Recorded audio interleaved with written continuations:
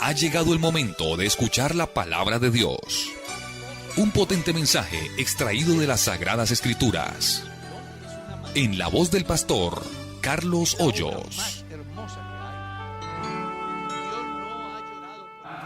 Carta del apóstol Pablo a los Filipenses. Vamos a leer del versículo 12. Amén.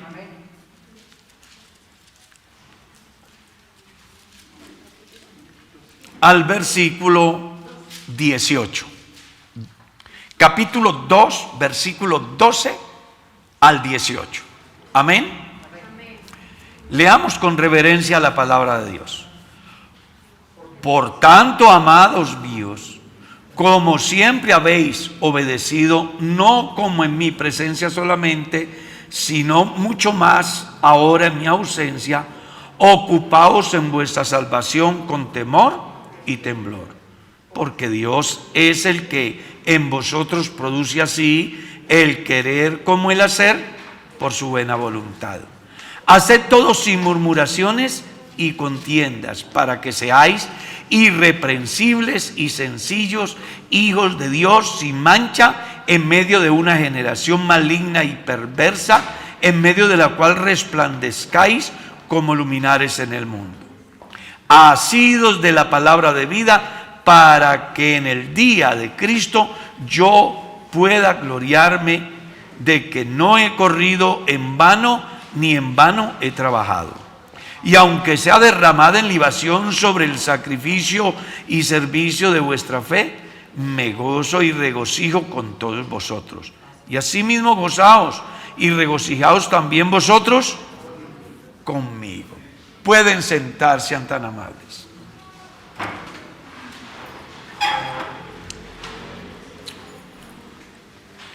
Vamos a llamar la enseñanza hoy: la salvación es una empresa. ¿Cómo es que la vamos a llamar? Es una empresa. Cuando hablo de que la salvación es una empresa, me estoy refiriendo a que toda empresa comienza pequeña. Si usted mira la historia de las grandes empresas hoy en Colombia y en el mundo, comenzaron pequeñas. Yo estaba escuchando, por ejemplo, la historia de Servientrega, que es una empresa muy grande, pero a alguien se le ocurre prestar el servicio a las personas que requieren mover documentos, mercancías, y comienza el hombre en una bicicleta y hoy tiene semejante empresa. Si averiguan por la empresa de Postobón, se darán cuenta cómo comenzaron ellos, vendiendo vasitos de limonada en la calle, pero fueron trabajando hasta hacerla grande. Si miran las empresas bancarias, ellas también comenzaron pequeñas, con una sola oficina, y luego se fueron expandiendo y han llenado el país. Inclusive algunos tienen sus representantes fuera del país. O sea que todo principio es, ¿cómo? Pequeño. Así comenzó también la iglesia, y así comenzó también nuestra salvación. ¿Cómo comenzó nuestra salvación? De una manera muy pequeña. Porque no me vayan a decir que su salvación hoy tiene la misma dimensión que cuando usted comenzó. No, cuando uno comenzó la vida cristiana, la inició con conocimientos mínimos, ¿cierto? Con muchas limitantes, muchos obstáculos. Era una semillita tan pequeña, pero ella ha ido creciendo. Y así como las grandes empresas hoy se han hecho transnacionales, así también la salvación nuestra ha llegado a trascender a otros países, como ahorita escuchábamos en el informe misionero. Me llamó mucho la atención de todo el informe ese culto que están haciendo como en un potrero, ¿no? Donde están por filas, a 2 metros o más el uno del otro. Pero eso dice que esta semilla salvífica del Evangelio, que comenzó en una mina en Bucaramanga, en El Salado, por allá en los Santanderes, fue creciendo hasta hoy tener más de 4,000 iglesias en Colombia y misioneros en todos los continentes. Así también en la vida de cada uno de nosotros, la salvación comenzó pequeña. Cuando yo fui por primera vez, a mí se me hizo tan raro que la gente cantara así colectivamente y que aplaudiera. A mí, yo me escandalicé, dije, uy, no, pero eso solo lo podía hacer el Padre, porque veníamos de una religión. Y ahora ver una gente humilde en un cuartico de 3 metros por 3 metros, sin fluido eléctrico, con una velita en el centro de la mesa, y nadie creyente, solo el pastor cantando y nosotros ahí aplaudiendo, aunque no sabíamos qué hacíamos. Recuerdo que el primer himno que escuché fue el 160. Encontré un lugar do descansar. Y me lo aprendí. Y por eso me duele que hoy no se canten himnos. Porque Dios trató conmigo a través de un himno. Y Dios puede tratar con alguien a través de un himno. Ok. Pero así comenzamos la vida cristiana. Con muchas incertidumbres, con muchos interrogantes, algunos que pudieron resolvernos en el momento, otros que aunque intentaron resolverlos, generaron más confusión que solución, porque quienes atendían tampoco eran personas formadas ni académica ni teológicamente lo suficiente como para liderar un proyecto tan interesante como es la iglesia de Dios. Pero Dios, como dice Pablo, es el que ha ido produciendo en nosotros ¿qué? El querer como el hacer por su buena voluntad. Y me llama la atención lo que el apóstol dice: ocupaos en vuestra salvación ¿qué? Todo el tiempo, con temor y temblor. Todo el tiempo. Es decir, es una labor que no podemos dejar de lado por ninguna circunstancia. Las personas que habiendo iniciado la fe, un día cualquiera se dan unas presuntas vacaciones sin Dios, esas personas echan a perder la empresa. Y cuando regresen les toca volver a comenzar de cero. Entonces Dios, en su saber, ha organizado el desarrollo de la empresa llamada salvación en cada uno y utiliza una muy importante estrategia y mecanismos. ¿Ya? Cuando uno mira lo que Pedro escribe en su carta, leámoslo, me parece muy importante que lo tengan en cuenta.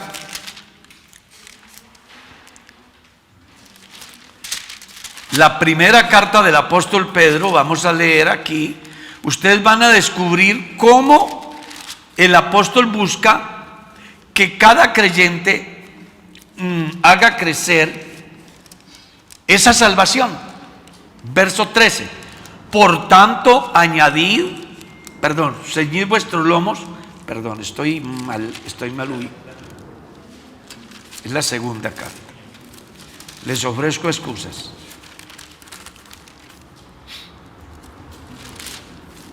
Segunda carta, como partícipes de, verso 3, partícipes de la naturaleza divina. Mire lo que dice: como todas las cosas que pertenecen a la vida y a la piedad nos han sido dadas por su divino poder mediante el conocimiento de aquel que nos llamó por su gloria y excelencia, por medio de las cuales nos ha dado preciosísimas y grandiosísimas promesas, para que por ellas llegaseis a ser participantes de la naturaleza divina, habiendo huido de la corrupción que hay en el mundo a causa de la concupiscencia.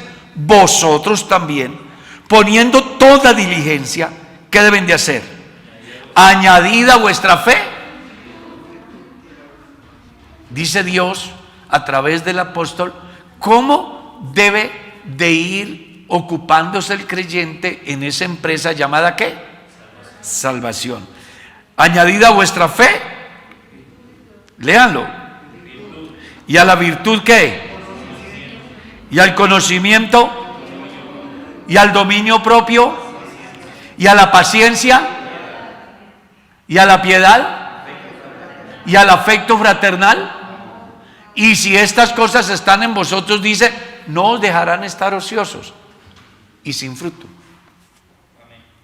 Pero quienes no tienen estas cosas han olvidado la purificación de sus pecados y tienen la vista muy corta.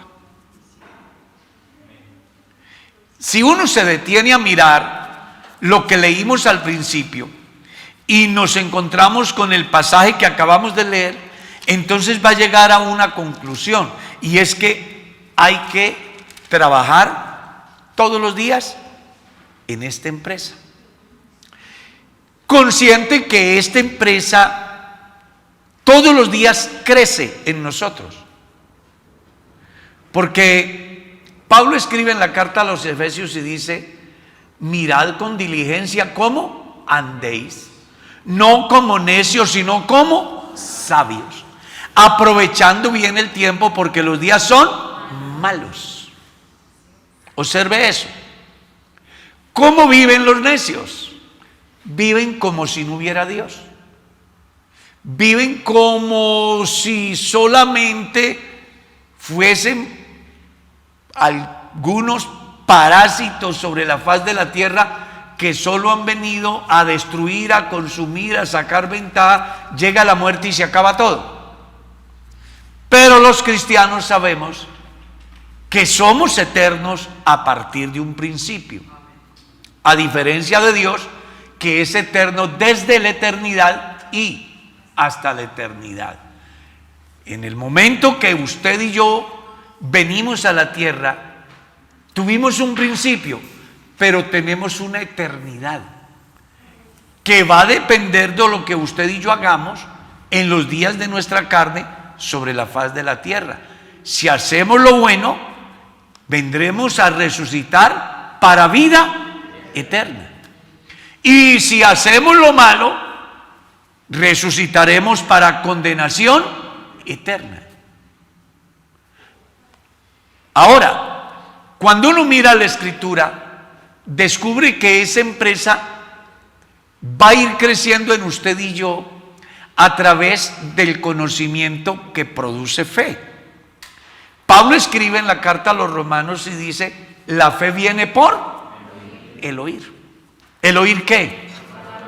No cualquier cosa, la palabra de Dios. Por eso, fe sin conocimiento es igual a ignorancia. Esas personas que dicen: yo creo ciegamente, yo tengo una fe ciega, esa gente es ignorante. Porque la fe no es ciega. Lo que dice la Biblia es: la fe es la certeza de lo que se espera, el convencimiento de lo que no se ve. Entonces la fe no es ciega. Quienes tienen una fe ciega son los que a esta altura de la vida están condenando a quienes se vacunan, por ejemplo. Y luego usted no tiene a Dios. Y luego, ¿dónde están las promesas? ¿No dice la Biblia en el Salmo 91 que plaga no tocará tu morada? Entonces, ¿usted por qué se va a vacunar? Eso se llama tener una fe ciega. Porque desconocen que la salud y la enfermedad, la vida y la muerte, el nacer y el morir son parte de la vida. Son parte de la vida. Recuerdo que fui pastor en una iglesia donde había un hermano que tenía mucha fe, así que todo lo resolvía con fe. Entonces un día un hijo de 12 años le da un rebote de lombrices y él no se atreve a darle una agüita de paico o un purgante porque él cree firmemente que el Señor le va a sanar las lombrices al muchacho. Se le han subido las lombrices y mata al muchacho de 12 años por fe de un ignorante. Dios hace lo que nosotros no podemos hacer, pero lo que podemos hacer nosotros nos deja que nosotros lo hagamos. Usted verá si alaba a Dios.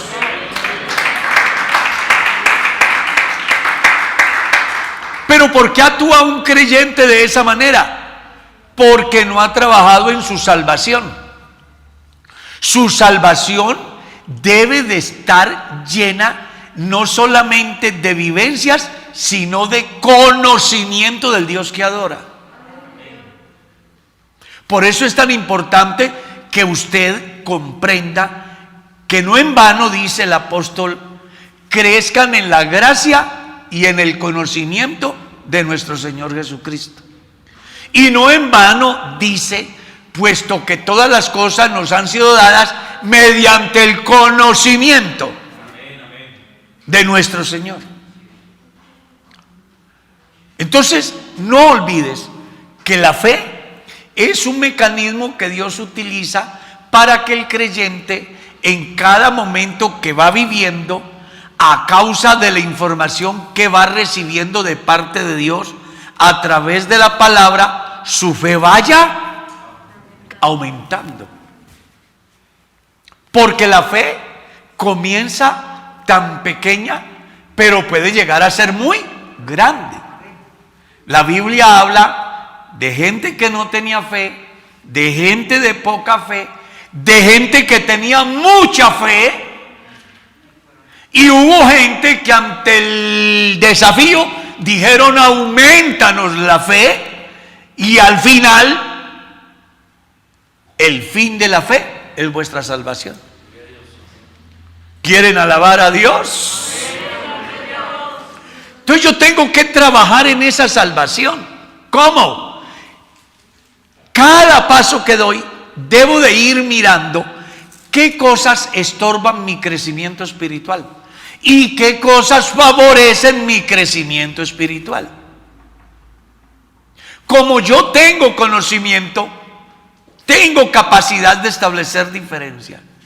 Además tengo la información de Dios a través de su palabra, y como si fuera poco, tengo la iluminación de su Espíritu Santo para comprenderla. Entonces yo debo de vivir ¿qué? Preocupado en mi salvación. Usted no se ha detenido a pensar por qué hay creyentes que pasan los años y los años y no pasan de un mismo estado. Y usted lo ve en sus diferentes expresiones. Si es en el momento de vida devocional, mientras que hay unos que gimen, que claman, que oran, que adoran, que aplauden, que derraman su alma, hay otro que está mirando para arriba, para abajo, abosteciando. Si llega el momento de tomar una decisión en la iglesia sobre alguna situación que beneficia a la iglesia o que la perjudica y es necesario tomar una decisión, entonces hay unos que se levantan diciendo sí, hay otros que se levantan diciendo no, y hay otros que ni les va ni les viene. Y uno dice: pero no son parte de ese cuerpo vivo. ¿Qué pasa con esa clase de personas? Apocalipsis los describe como tibios, ¿cierto? No son fríos ni calientes. ¿Qué pasa con ese fenómeno en los cristianos? Bueno, que es gente que no se ha ocupado en lo que representa su salvación. ¿Qué hacen los que quieren ser mejores profesionales? Todos los días se capacitan, ¿cierto? Josué es profesional, Y digo, bueno, yo ya soy profesional, pero voy a hacer una maestría. Porque quiere crecer en ese campo. Aquí hay varios hermanos que habiendo terminado su carrera, dicen, tengo que dar un paso más. Jennifer dijo, soy profesional, pero voy a hacer una maestría. Y el otro dijo, voy a hacer una especialización. Y el otro dijo, voy a hacer un doctorado. Y todos en aras del crecimiento personal en el campo profesional, porque quieren ser más productivos, porque quieren un mejor futuro para sí y para su familia, porque de alguna manera el prepararnos nos hace más eficientes en lo que hacemos y beneficiamos a más gente y de mejor calidad.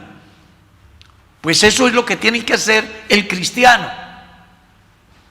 Ser cristiano es un estilo de vida, es una profesión. Mi profesión es ser cristiano. En la Biblia aparece como una profesión. Por eso yo no puedo conformarme con decir de que yo me arrepentí y me bauticé y pegué 3 brinquitos y un día hablé en lenguas y ya lo tengo todo.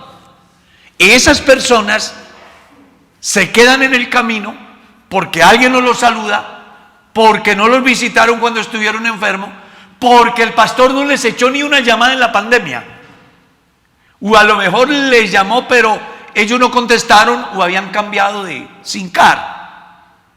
Entonces se desmotivan, o porque uno no alcanza a entender si somos la iglesia de Dios, ¿por qué nos afecta una peste? O si soy un hijo de Dios y tengo promesas de Dios, ¿por qué yo perdí el empleo? Eso le dice a usted que esa clase de creyente no ha crecido en su salvación. Porque el creyente que vive ocupado en su salvación, puede morirse el ganado, puede fracasar la hacienda, puede morirse en los hijos, puede afectarse su salud y al final dice, Jehová dio. ¿Qué más? Sea el nombre de Jehová, ¿qué? Usted verá si alaba a Dios.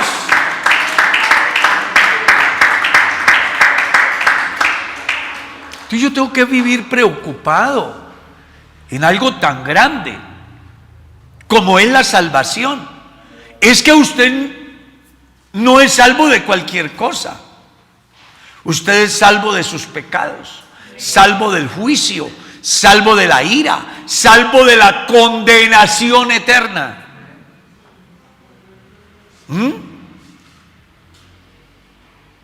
A esta hora hay gente en los laboratorios estudiando, buscando una posible solución a un problema para el mañana. ¿Cierto que sí? Estaba escuchando que van a montar un laboratorio en Colombia donde se produzcan vacunas contra este virus y otros más.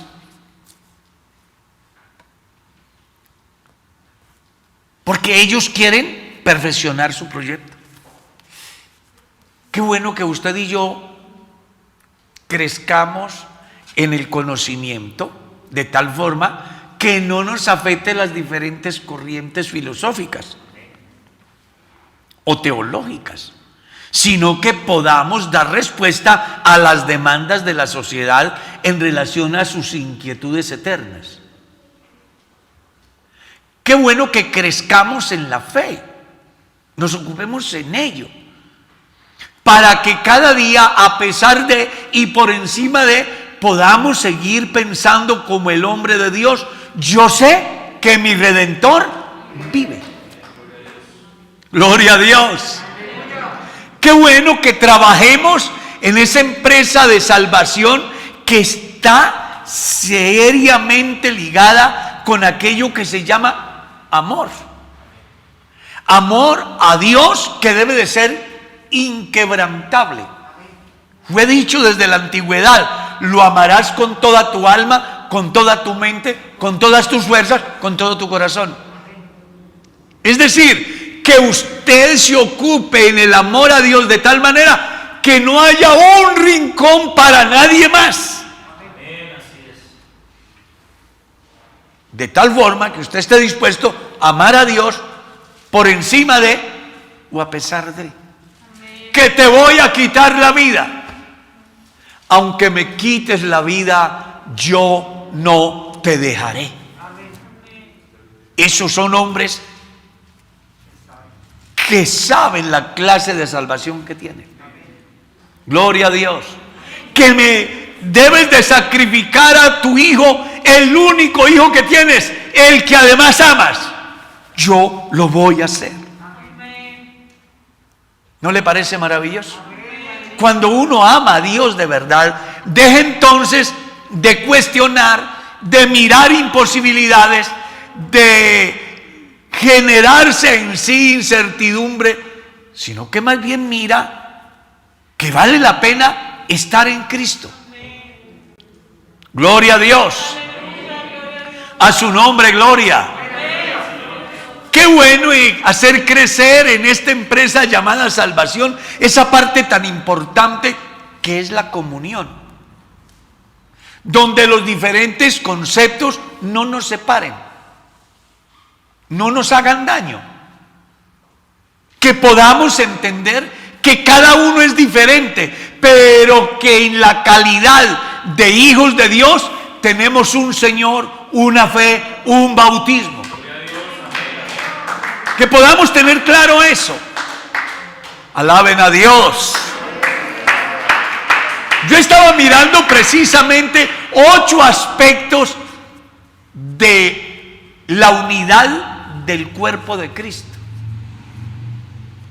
Y es bueno que usted lo comprenda, que no debe haber nada ni nadie.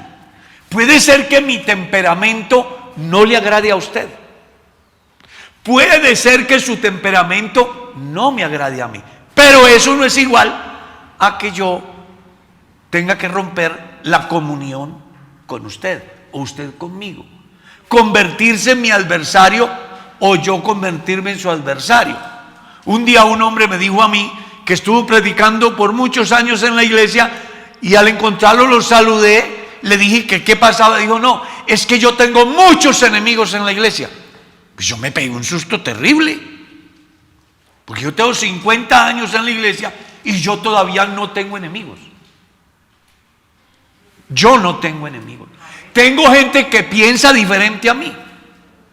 Y eso lo que hace en mi vida es que yo glorifique a Dios, porque no tiene una fábrica de muñecos, sino gente inteligente, diversa en el pensamiento, pero que conservamos la unidad de la fe en el vínculo de la paz, conscientes de que somos del Señor, estamos en Cristo, en un mismo cuerpo, cumplimos diferentes funciones, pero el que hace mover este cuerpo es el Espíritu Santo de Dios, que produce en nosotros el querer como el hacer. Alaben el nombre del Señor, hermano. Gloria a Dios.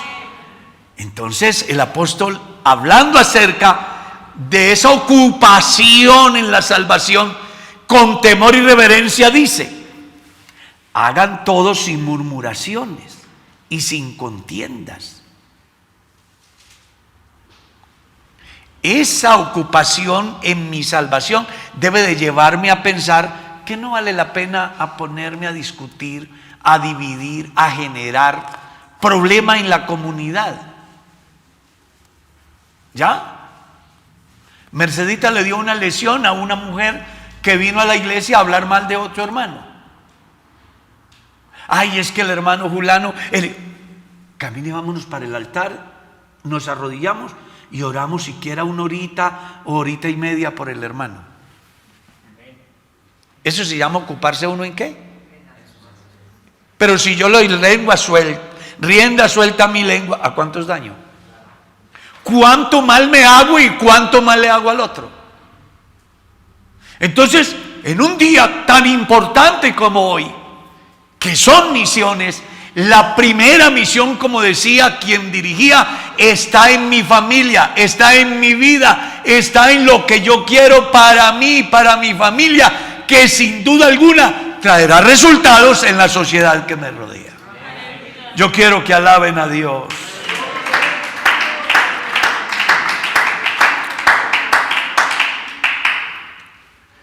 Cuando uno mira las Escrituras, entonces Pablo le dice a Timoteo: ocúpate en estas cosas. ¿Sí? ¿En cuáles?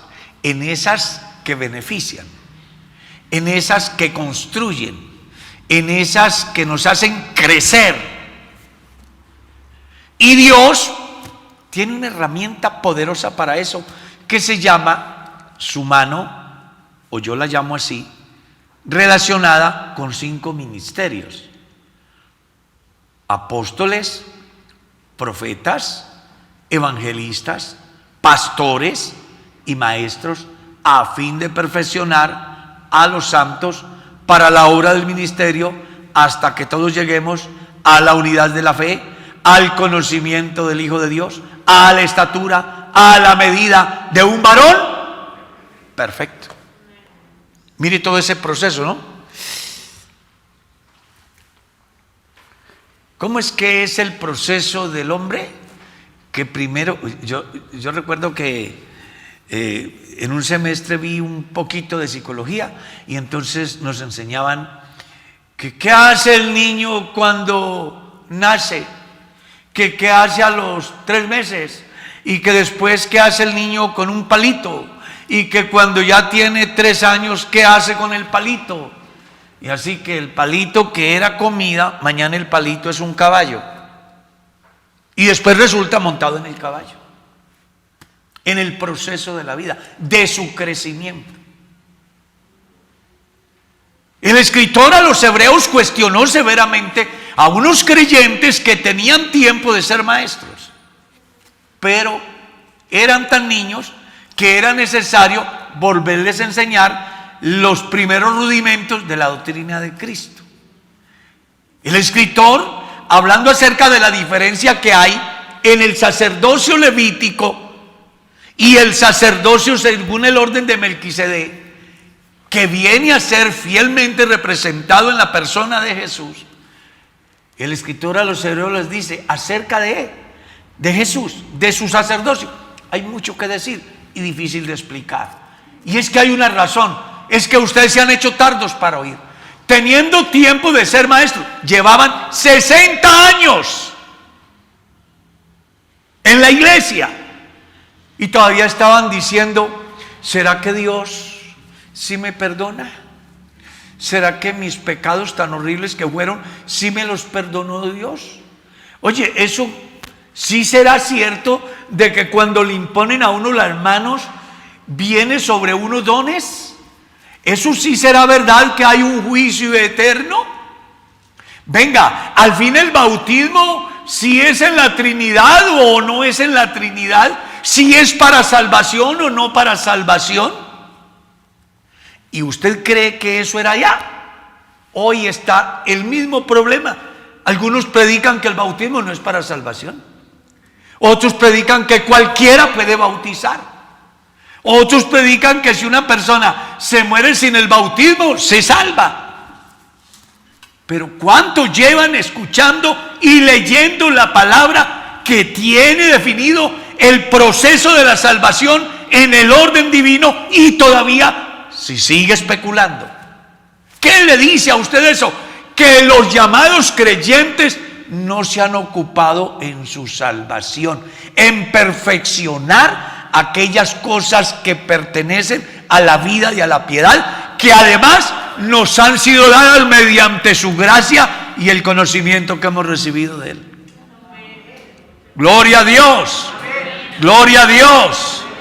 Entonces dejemos de ser niños ya, dejemos de estar tomando leche, dejemos de estar esperando que nos lleven remolcados, que nos estén dando lechita toda hora. Más bien, alimentémonos del alimento sólido que nos hace aptos para los grandes desafíos como cristianos, de tal manera que lo que venga no nos afecte ni espiritual, ni emocional, ni psicológicamente, sino que al contrario sirva como la escuela de la vida para perfeccionar nuestra fe en Cristo Jesús, Señor nuestro. Alabe el nombre de Jesús.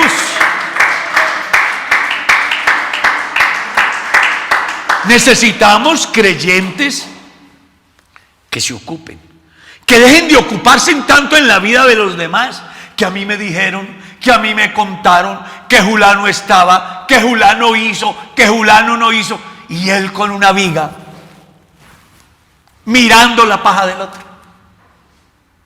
¿Por qué no se ocupa de su salvación? Si cada uno de nosotros nos ocupamos en nuestra salvación con temor y reverencia, téngalo por seguro que nuestro proceder afectará positivamente a nuestra familia y a los que nos rodean. Porque quienes nos vean actuar, hablar, vivir, proceder, tendrán que llegar a una conclusión: ese hombre es diferente, esa mujer es diferente, ese estudiante es diferente, ese funcionario es diferente. ¿Y cuál es la diferencia? Que ha conocido al verdadero Dios, que tiene claro hacia dónde va, que no vive con mezquindades, sino que ha abierto su corazón para que Dios lo llene de fe, de conocimiento, de vivencias que resulten en bendición para las personas que están cerca de Él.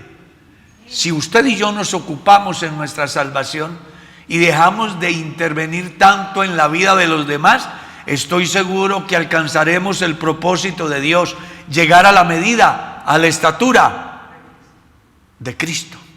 Y la pregunta hoy es: ¿usted quiere llegar allá? Demos gracias. Señor, te